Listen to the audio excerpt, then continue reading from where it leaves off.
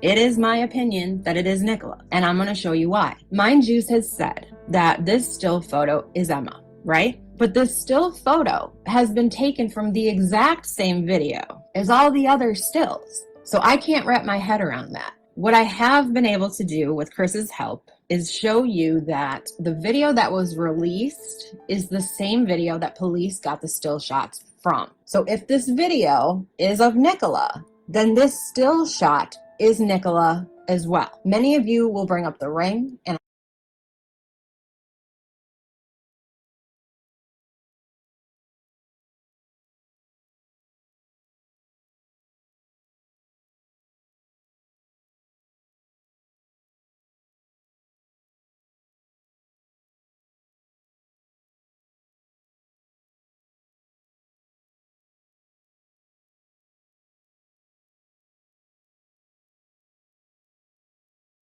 I'm getting there, but that will be a separate video. I want to put these videos out separately so that they're quick and they're to the point and you don't miss anything that I'm saying or showing by scrolling through. So I'm just gonna, again, let this video speak